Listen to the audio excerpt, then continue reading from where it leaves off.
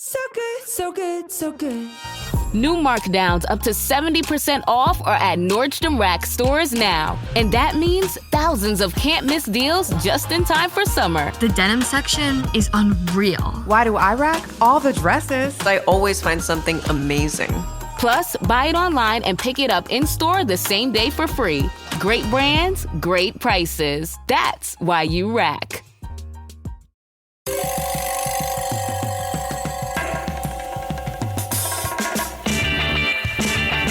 This is Cop Talk, talking crime, cases, and backing the blue. Now, here are your hosts, Ed Mamet and Kevin Schroeder. Hello, everyone. Welcome to Cop Talk. My name is Kevin Schroeder, retired NYPD detective, and I'm here with my co-host, retired captain of police, NYPD, Ed Mamet. Hello, everybody. Glad to be here with Kevin and our guest. So today our guest is a retired police officer, Joe Murray, who has a great resume here. I mean, he's done everything. I don't think there's anything that Joe has not done. He was a police officer in Midtown North with the NYPD. He was a boxer for the NYPD team, knocked out many guys in that ring. I observed a few of those boxing matches. And then he went to law school, and now he defends many police officers throughout the country who get jammed up either with their department or criminally. So, Joe Murray, welcome to the show. Oh, thanks for having me, Kev. It's so good to be here. And Cap, good to see you, too. It's a pleasure talking to you before the show. So, Joe, why don't you bring us back to, Midtown North Precinct when you worked there, and basically let's go with when you retired, how you got into becoming a defense attorney and with so many high popular cases. Oh, so many incredible things. But let me just start because that was my first command, Midtown North. That's where I got, we did our training unit, but then that was my first permanent command. And at the time, my father was on the job. He came on in 68, and then he rolled over to the fire department. So he was like, make sure you take both tests. And okay, Dad, I took both tests. But I got to Midtown North, and if you remember, at that time, the fire physical test was being done at Columbus Circle, and one of the applicants died while taking the test. So they suspended any further testing temporarily to reevaluate the conditions of the test. So that gave me more time to spend in the land of milk and honey of Midtown North. And by the time they reinstated the test, I was like, Dad, I don't think I want to be a fireman. I was having so much fun. It was such a great, we were like, when you're young and on the job, you're chasing bad guys, you're solving cases and running down, criminals.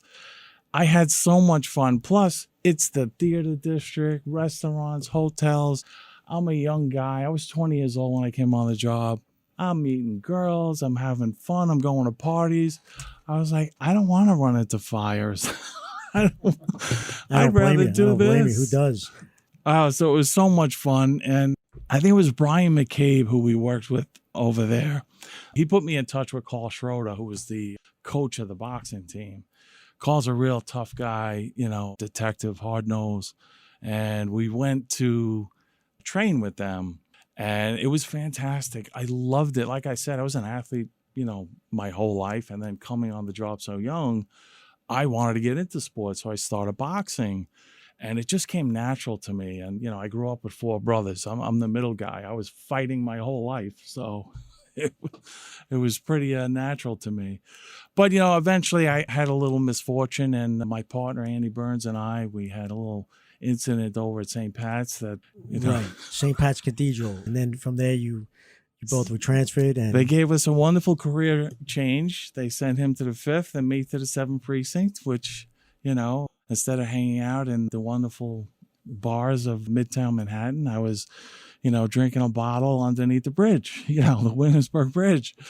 But not to be deterred, I continued my boxing, and I loved being on the team. We went to England, Ireland, all over the country, fighting, representing the department, sometimes internationally. It was such an amazing experience. Unfortunately, in September of 1993, September 9th, 1993, I remember the date well, I had a friend of mine who was arrested by a detective. There were actually 3 detectives, and this one guy really just had it in for him, handcuffed him, slapped him around. It was an old domestic violence case from like 9 months ago. So they went out to Nassau County from the 10th precinct to arrest him. So I thought it all just sounded so weird. He seemed to think his ex-girlfriend had a friend who was a cop and blah, blah, blah. So I said, you know what? Let me see. I'll go to my squad because I was pretty active in my command. I had a great rapport with my squad. Maybe they know this guy. So they make a call. They actually told me, no, we don't even know him. So I went to the 10th precinct because I pride myself on I'm a good talker, and I've used my skills on patrol, de-escalation, and I can handle this. But as soon as I mention my friend's name to this detective, he starts inflating his chest, poking me in my chest. Your friend's an F and this and that. So I push his hand off of me, and I said, yeah, well, he says you handcuffed him and smacked him around. He shoves me. I shove him back. He throws a punch. I'm a little better at it than he is. I break his jaw. So now I'm in full uniform in the 10th precinct. I'm a 7th precinct cop, and this guy's like, get up. What do you do? So basically, you knocked him out. Was this in the squad room, the detective squad room? In the We 10th were precinct? actually in, ironically, the arrest processing room. So I didn't have to go far. They arrested me right there in uniform for assaulting 2 counts. I hit him once. 2 counts of assault, too. A serious physical injury and assaulting a police officer. It was incredible. While you were in uniform. While I was on duty in uniform. I think I'm the only one in the history. You can't write a better script. I mean, unbelievable. Unbelievable. So, but it was really funny because being on the boxing team, I had a lot of hooks, a lot of friends. So one of the cops I think it was Stacy, was one of the cops in the 10th precinct got word to my patrol supervisor, Jimmy the Rock Ronan. You could not have been a better sergeant in the world. I put Dana Martillo right with him, but this guy was the best. So he knows I have a rabbi down in the 7th precinct, this guy, Shalom Eisner, who's a department chaplain. He's legit. And so he went to Shalom, and Shalom calls the duty captain, who at the time was Mike Ovis. And he's like, yeah, one of our 7th precinct guys got in a little thing with a detective. So Ovis comes in and he says, look, I'm going to take you out of the arrest processing room, put you in the CO's office. He asked me what happened. I told him what happened. And he says, let's see if we can, figure this out. So I was like, wow, that's great. So the detectives get so upset, they call the chief of detectives, Joe Borelli, at the time. And Joe Borelli wants to back up his guys, and I admire him for that. And he orders the captain, get that piece of back into the arrest processing room. It was a whole McGill. It was really funny. It was the battle of the chiefs. Oh, it was incredible. Battle of the Badges. So make a long story shorter, my good friend Mike Loyal, who was on the boxing team with me, he was a heavyweight. He was also a 7th precinct cop and did late tours. So I was doing day tours, and he was hanging out. You know how the late tour hangs out? He comes up to the 10th precinct, lies to everyone. He says, I'm the alternate delegate. I'm here to see Joe Murray. And he comes in and he sees I'm getting collared. He won't let them near me. He goes, I'm going to fingerprint him. I'll do the paperwork. Like, he wouldn't let IAB near me. So he's doing all that. He gets it all done. Now they got to transport me down to central booking. Joe, did they let you change out of uniform for the transport? It's so funny because they weren't going to let me get changed. They wanted me to go through the system in uniform. So Mike Loyal, again, he was on the boxing team with me. He was like, over my dead body is he going to central booking in uniform. He went, I gave him my combination. He went, got my clothes, whatever. So, but Mike was such a great guy. So now they're transporting me. So it's the IAB lieutenant and the sergeant in the front seat of the car. And Mike was the escort. He's off duty. He's not even a delegate. So he worked his way in to be my escort and sitting in the back seat behind the driver. And I'm in the passenger seat. And he wouldn't let them cuff me. Refused. No, you're not cuffing him. I'm sitting next to him. So it's day tour, and we're driving down the FDR Drive, and it's gridlock traffic. And I'm looking out the window, and I'm looking at FDR Park, and I'm like, I lean over to Mike. And this is how you know what a great guy is. I lean over to Mike. I say, hey, Mike, I think I'm going to make a run for it. So he goes, Unbelievable. he goes, where are you going to go? I was like, not to jail. So he goes, listen, we're Manhattan cops. We make calls all the time. We'll talk to the DAs. Don't worry about it. It's all right. No, but the first thing he says, though, which is so funny, I blew this whole thing. He goes, well, you better hit me, but don't break my jaw. You know, like he was ready to go with it. Yeah. So, but anyway, so we go out. I get arraigned. I have a great lawyer who represented me. I went into the grand jury. It was a wonderful, ethical ADA, Mike Scotto, who really saw this for what it was and was so fair with us. I'm friends with him today. Mike Scotto, didn't he run for... he ran for District DA Attorney? in Nassau County. He did, okay. Yeah. What was the disposition of this whole thing? So What did you want to become a lawyer after? He put us both in the grand jury. We told our stories. I talked to that grand jury. I hit him once in self-defense and I backed up. That was it. So no true bill, right? The job wants to fire me now. I said, you want to fire me? You couldn't even indict me. So I end up getting Bruce Cutler. My criminal lawyer referred me to Bruce. Now, Bruce, although he's like the mob lawyer, his father, Murray Cutler, was a detective on the job, and he was also a lawyer. And he represented a lot of cops, and he worked as a Brooklyn DA for a long time and had great rapport with detectives and the job. So Bruce does his magic. I get a nolo contendere. 60 days, years probation, nolo contendere. And Joe, this was in the trial room? The trial room. NYPD trial room. The importance of that, because they kept coming back with offers, he sued me, this detective, for $1 million. So if I pled guilty to something in the trial room, it would impact me on the civil case. So Bruce got me that nolo contendere.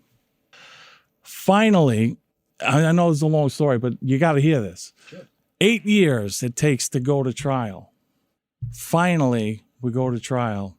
Not too happy about Pat Lynch because right before I go to trial, they pull out my lawyers. I had to sue the union to represent me. It got so political and so ugly. I had to sue them. And then when Pat Lynch got elected, he decided no more conflict counsel because they were representing other cops that were there, like my partner and other cops in the 10th precinct. And it was a conflict to have the same firm represent me. So they hired conflict counsel. So Pat Lynch pulls my lawyer at the last minute right before trial. So the judge is like, well, look, this is not like criminal. You have to either hire a lawyer or do it yourself. Mic check. 1, 2. Are we recording? Hi, I'm Michelle Bernstein, an award-winning chef, restaurateur, and mom. I have a lot on my plate, including my psoriatic arthritis symptoms. That's why I was prescribed Cosentyx. It helps me move better. Cosentyx secukinumab is prescribed for people 2 years of age and older with active psoriatic arthritis. Don't use if you're allergic to Cosentyx. Before starting, get checked for tuberculosis. An increased risk of infections and lowered ability to fight them may occur, like tuberculosis or other serious bacterial, fungal, or viral infections. Some were fatal. Tell your doctor if you have an infection or symptoms like fevers, sweats, chills, muscle aches, or cough, had a vaccine or plan to, or if inflammatory bowel disease symptoms develop or worsen. Serious allergic reactions and severe eczema-like skin reactions may occur. Learn more at 1-844-COSENTYX or Cosentyx.com. Ask your rheumatologist about Cosentyx. So Joe the boxer did it himself. Joe the cop, Joe the boxer became the best My Cousin Vinny you ever saw. 2-week trial, 9 witnesses. I did not have a losing day. And when he rested, I rested. I was like, fine, that's all you got? So the jury came back with a defense verdict. I was totally exonerated again. And the judge, Joan Madden, God bless her, she was a wonderful judge. She really just carved out when all the lawyers are arguing, because it was the plaintiff's lawyer and corp counsel, because he was suing everyone. So she actually said to me, Officer Murray did an amazing job with this trial, that you should consider going to law school. That was it for me. I packed it in, retired. I had 15 years on. I vested. I had to finish my undergrad and then go to law school, and the rest is history. It's been a ride and a half. So at that point is when you decided to go to law school. 100%. I mean, I really just saw, you know how you're in court and you're on the stand, and like some of these ADAs just don't know how to defend you. You're getting picked off by the defense attorney. You're hoping they're going to rehabilitate you, and they don't. Or vice versa. Some of these defense attorneys, I'm like, good God, how did you get your license? You know, like I had this inferiority complex because I barely graduated high school. How am I going to do this? But being a cop and dealing with these lawyers, I'm like, they're no better than us. Yeah. We could do this. Right. That's an amazing story. Now, Joe, is there any cases you can talk to us about that regards involving police officers that you represented? I absolutely love the fact that I am now a retired police officer coming back as a lawyer to defend other cops, because it's a very lonely feeling when you're, hung out to dry. When you're accused of a crime, we talk about the presumption of innocence. That doesn't exist. Right. Everyone assumes you're guilty. There were a lot of cops I was very disappointed in who just kind of gave me the cold shoulder after that, I was very disappointed. So one of the greatest feelings was coming back doing my first department trial, because I was like, I'm back. Here I am. And I was their worst nightmare. And I love doing that. And having been through that horrible experience, 8 years of it till it finally wrapped up, I really sympathize with what these cops, especially today, what they go through between the harassment on the job by the captains over there, the harassment. And then, the public, this whole defund the police thing, it got so bad, Kev. In 2019, I was asked and invited to run for district attorney in Queens County. But if you remember, that was the water bucket dumping on cops, the total breakdown of respect and decorum for police officers. Right. We were coming in with that defund the police nonsense. Right. So I said, absolutely, I will step up and I will run and give a voice to all the officers out there who are so downtrodden. They're being abused. Right. Captain? When I retired, which was almost, how many years ago? About 25 years ago. I know. I'm easy, steady. I'm kind of anxious. I said, what am I going to do with myself? I didn't want to become a private investigator. Everybody was doing that. And I realized that there was so much litigation involving police, lawsuits. I said, maybe I should become an expert witness, because I had the expertise. I did 40 years in the department. And so I started to do expert work. And before you know it, I had my hands full. I had more cases than I can handle. You see that? I had cases in federal court and state court. I testified in Puerto Rico. I was in Washington, D.C., Chicago. I was all over the place. And so I got a very good idea of what this was all about. And I had a lot of force cases, chase cases.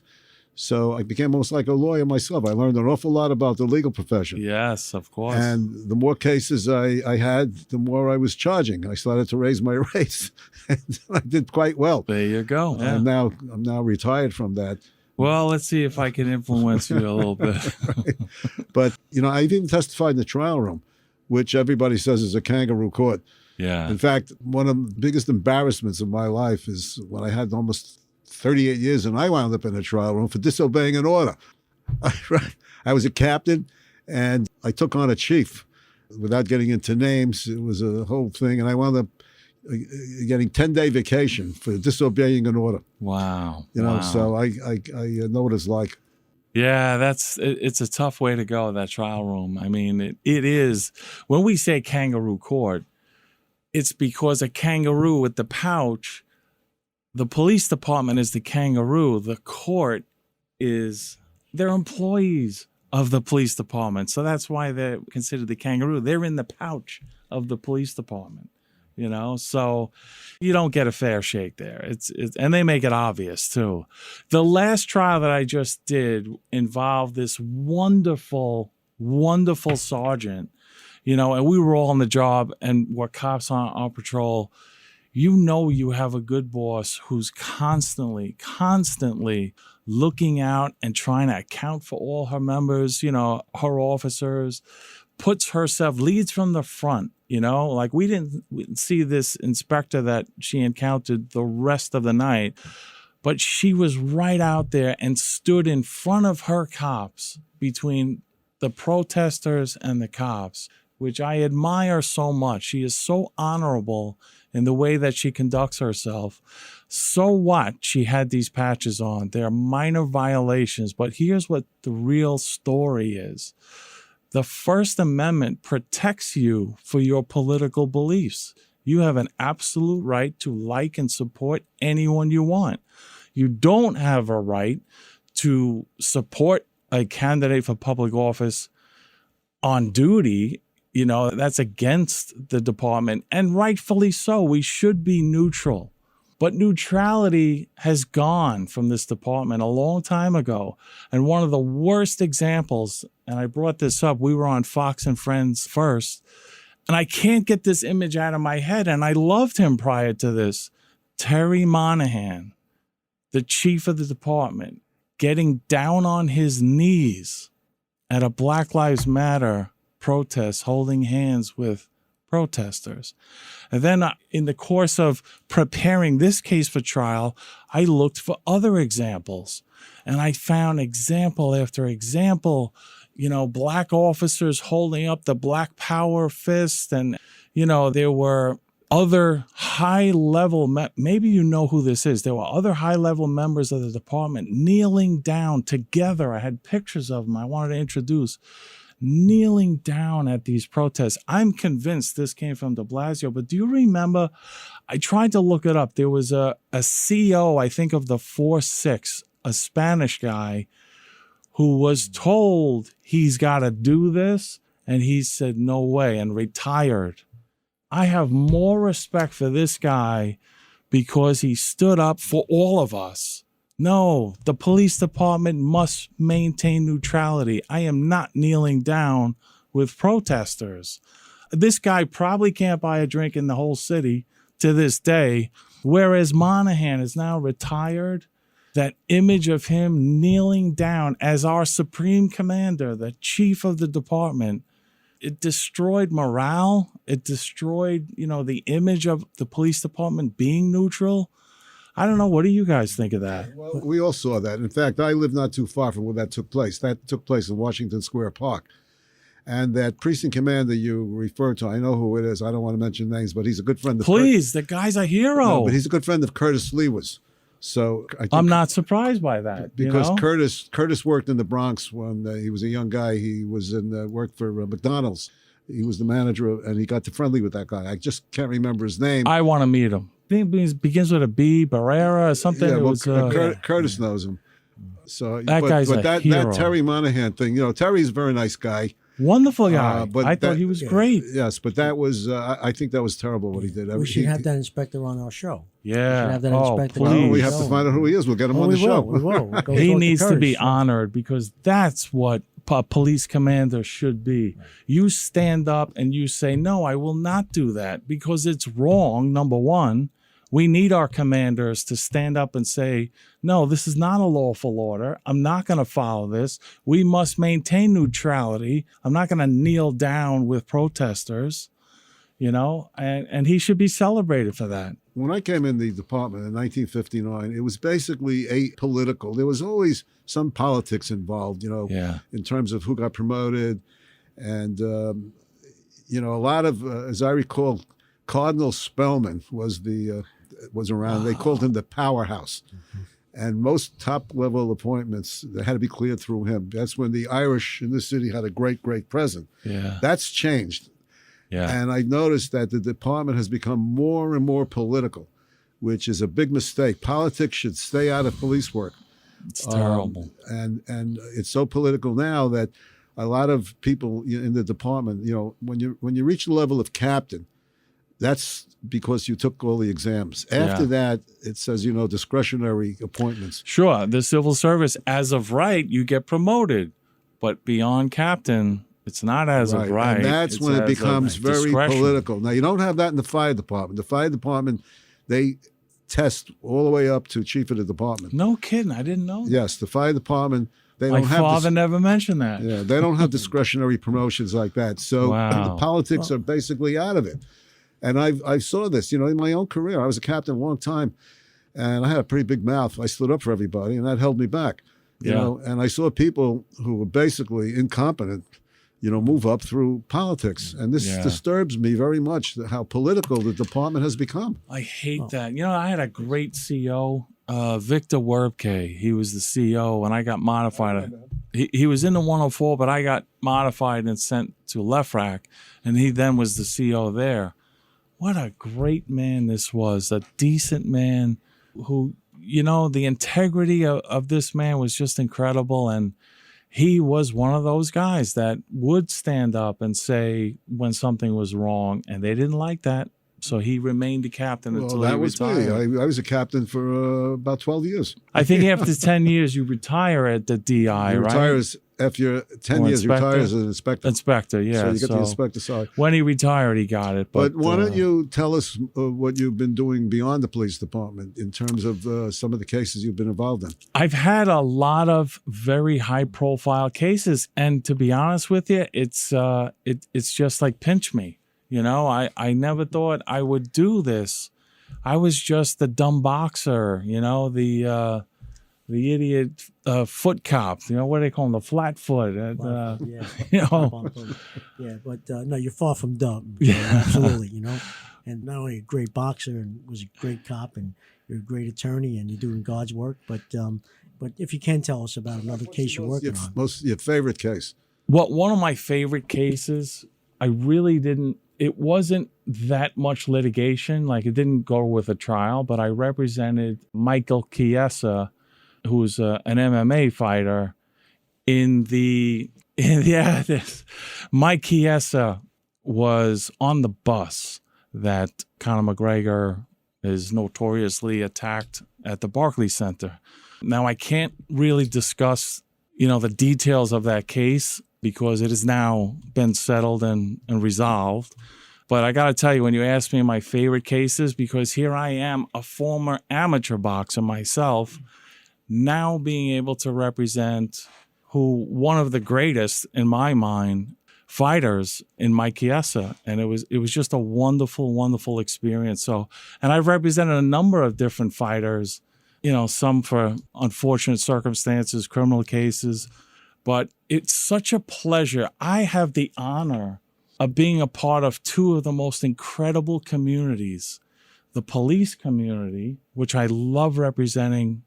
I represent so many officers of different ranks, and the boxing community. These are some of the greatest people, you know, the most humble and wonderful people, giving and trusting people. I'm representing a fighter right now. He's 25-1. He's an incredible fighter, but he's having a little contract issue with his promoter. So, but the funny part about this is he trained at the same gym I trained at.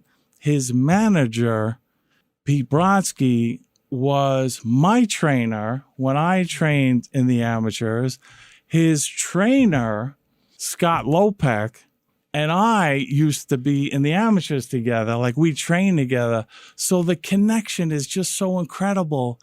So when they asked me to, you know, to help out with this, it was like, yeah, you kidding? You know, this is my chance to give back and to help a young guy who's struggling, you know, to push back against, you know, the promoters. And it's just been so blessed for me to do this in these different forums, the boxing community and the law enforcement community. But so many, you know, I had the Spitzer case as well, you know, the young lady who was charged with extorting Elliot Spitzer for $400,000. I represented her. And, you know, it's really incredible because the law is based on logic. It's reasonableness. It's logic. Law school was a breeze to me. You know, having been an older student, I lived my life before going to law school. So I was a cop. I was sued as a cop a couple of times. I was locking people up. So criminal law came easy.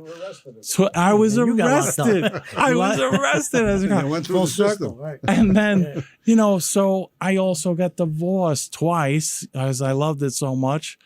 And so I knew a little bit of family law. I had a custody issue going on at that time. So I bought houses. So now I was in the class learning, oh, that's what that is. Oh, that's why they did that. It was just so natural to go to law school after having lived a little bit in the world. So that was just such a wonderful experience. But getting back to the Spitzer case, I got to just tell you, the logic of people. Eliot Spitzer, the former governor. So naturally, he's dealing with the high end of the prosecutor's office, like the top tier people who are managing his case. And they would come to me and they're like, Joe, look at the evidence. Why don't you want to? I never once asked for a plea bargain. What are you going to do? I said, well, look, I don't know. This is the way I look at it. Option A, she pleads guilty. She goes to jail. She gets deported. Case is over. We're done. Option B, she pleads not guilty. We go to trial. I get to cross-examine the former governor about their entire relationship and everything that went on. I'm in the newspaper every day, and we might win. I'm going with option B. It was a no-brainer. So finally, they come to their senses, and they're like, all right, we'll dismiss the charges against her from Spitzer. There was also another guy that brought into the case as a second victim. So they dismissed the charges pertaining to Spitzer, and they had her plead guilty to attempted petit larceny, a B misdemeanor, to satisfy the rest of the case. Now, I have to go to her with that because, number one, it's a petty offense. It's not a deportable offense. She'll be released immediately. So it's her option. Do you want to go to trial and fight the whole thing, or do you want to take that? And she said, look, you mean I could leave today? Yeah, you'll leave today. Because she was held on $1 million bail. So, but, cases like that, I always, as a cop, right, I hate bullies. I hate them. And I loved being the cop to fight back and push back against bullies. And I'm doing it now in my law practice. There's no bigger bully than Eliot Spitzer, who bullies people around, this young girl. So, but one of my favorite cases that I am so proud of this cop, I got from Greg Mack. Do you remember Greg Mack? Sure. Yeah. Sure. Another Midtown North cop. Something magical about that place. We all kind of went on to do great things. Greg became a psychologist, got his PhD. While he was on the job, he began working in the department's psych services, doing the applicant screening of all the new guys coming on the job. So I was getting a lot of those cases too, because everyone knows my story and they're like, hey, you got rejected, go to this guy, Joe Murray. This guy's a fighter. He'll, if he can't beat him in court, he'll beat him out of court, So I get Greg, and we worked together on a number of these cases where I would refer him people. He'd do an evaluation. He'd look at their stuff because he sat in that chair at LeFrak doing these evaluations. So there's no better person than Greg Mack to do the evaluation. So we would go back and forth where he'll refer me a case, I'll send him a case. So he comes to me one day and he says, Joe, I have to send this client to you. I gave him your number. He is the Black Serpico. He's a Mount Vernon police officer that has a story you're not going to believe. And Mount Vernon, as you guys know, is a very small town with a department of about 190 police officers. So it's like a mid-sized NYPD precinct, But, there are things that we take for granted. Like we always, in our job, IAB, you never know where they are. They're always out there. You don't know who they are. There's 2 IAB cops in Mount Vernon. Everyone knows who they are. They know what cars they drive. They know when they're working. So it became like when the cat's away, the mice will play, and corruption kind of, started festering in the department. This guy is a Jamaican immigrant, came here from Jamaica, became a citizen, very intelligent guy.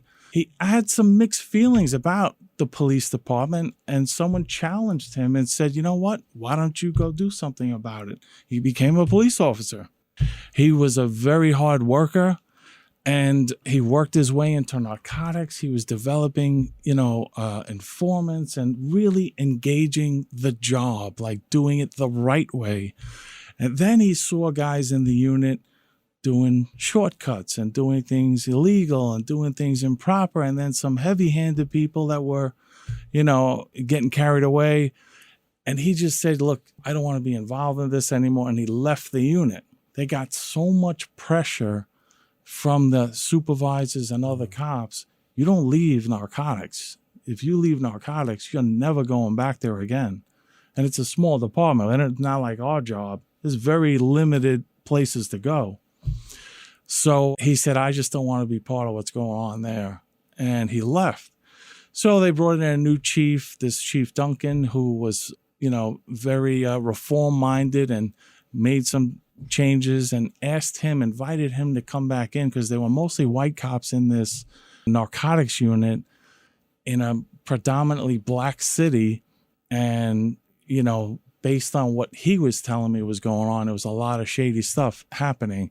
And it's natural, because when you look at the disenfranchised community that you're dealing with, junkies, right, crackheads, it's your word against theirs. So to some people with lesser integrity, they look at that as an opportunity. So, I commend him for what he did. He went back into the unit. He started working again. And, then he saw that this was, Duncan left. She left the job. And it was going back to the same old stuff. And he just couldn't take it anymore. And so, was reporting this corruption. So they retaliated against him. I'm sure you guys are familiar with the department's ability to do that. And they retaliated against him so bad, they maligned this guy, sent him for a bogus fitness for duty exam, where this doctor came back and said he's a danger to himself and others, took his guns away, put him on unpaid leave. And when you're on unpaid leave, you have 1 year to be able to get yourself reinstated to get back to full duty, or you're terminated. And that was their plan. Thank God, he reaches out to Greg Mack. Greg Mack starts working on the case. He sends him to me. We start working on the case.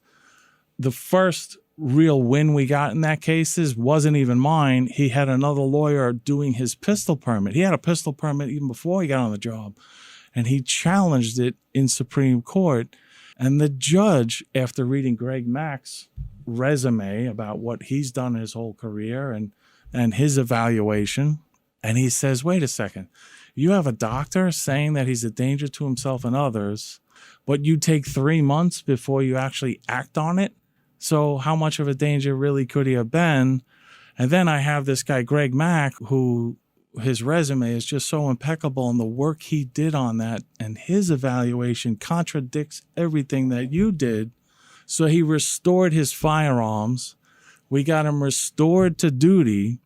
But while he was out, again, we talked about this early on, when you're in the hopper and you're the guy who's, you're in the frying pan, it becomes lonely. Yeah, people walk away from you. People just abandon you. So he felt that abandonment, but in the fight to get back, while he was on this unpaid leave, some of the cops would call him, they would talk to him.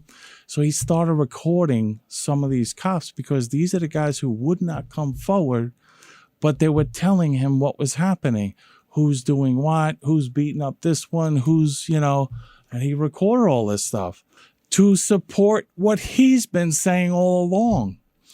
So we shared that with the district attorney. The district attorney covered it all up.